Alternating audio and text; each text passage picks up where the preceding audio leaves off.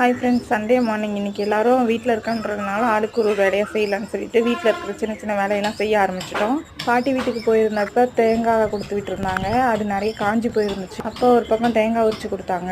நானும் ஒரு பக்கம் உட்காந்து பத்த போடவும் ஆரம்பிச்சிட்டேன். இதை காய வச்சு எண்ணெய் ஆடணும்னா ரொம்ப நல்லா இருக்கும். தேங்காய் எண்ணெய், நேச்சுரல் தேங்காய் எண்ணெய் நல்லா இருக்கும். எங்க பாட்டி இதையெல்லாம் எப்பவுமே எங்களுக்கு செஞ்சு கொடுப்பாங்க. இந்த எண்ணெயை நாங்கள் 2 பங்கா பிரிச்சு, ஒரு பங்கை வந்து சமையல் செய்யறதுக்கும், இன்னொன்று வந்து தலையில தேய்ச்சிக்கிறதுக்கும் எடுத்து வச்சுப்போம். தலையில தேய்க்கிற எண்ணெயோட வெட்டி வேரும் சேர்த்து தனியாக எடுத்து வச்சுப்போம். அது ரொம்ப நல்லா இருக்கும். அது ஹேர் க்ரோத்துக்கு ரொம்ப யூஸ்ஃபுல்லாக இருக்கும். பிடிச்சி வச்ச தேங்காய் நாரெல்லாம் தூக்கி போட்டுலாம் அப்பா சொல்லும்போது, இல்லப்பா அது தேவைப்படும்னு சொல்லிட்டு தேங்காய் நார் எடுத்து ஒரு கவர்லேயும் வச்சுக்கிட்டு, தேங்காய் நாரை பாத்திரம் விளக்கறதுக்கு யூஸ் பண்ணிக்கலாம்ப்பா அப்படின்னு சொல்லிட்டு அதையும் எடுத்து வச்சுக்கிட்டு, மீதி இந்த சிரட்டெல்லாம் அடுப்பு கொளுத்தலாம் அப்படின்னு சொல்லிட்டு அதையும் எடுத்து வச்சுக்கிட்டேன். காலையில் டிஃபனுக்காக தோசை ஊற்றலாம் அப்படின்னு சொல்லிட்டு மாவு எடுத்து நல்லா பீட் பண்ணிட்டு தோசை ஊற்றவும் ஆரம்பிச்சிட்டேன். ஒரு பக்கம் தோசை ஊற்றிக்கிட்டு இன்னொரு பக்கமும் உடச்சி விட்ட முட்டை குழம்பு வைக்க ஆரம்பிச்சிட்டேன். தோசைக்கும் இட்லிக்கும் இந்த காம்பினேஷன் ரொம்ப சூப்பராக இருக்கும். எனக்கு இந்த காம்பினேஷன் ரொம்ப பிடிக்கும். எல்லாரும் ஒன்றா உட்காந்து சாப்பிட்டு முடிச்சிட்டோம். ஓகே ஃப்ரெண்ட்ஸ், இன்னொரு வீடியோவில் உங்களை பார்க்க வரேன். பாய்.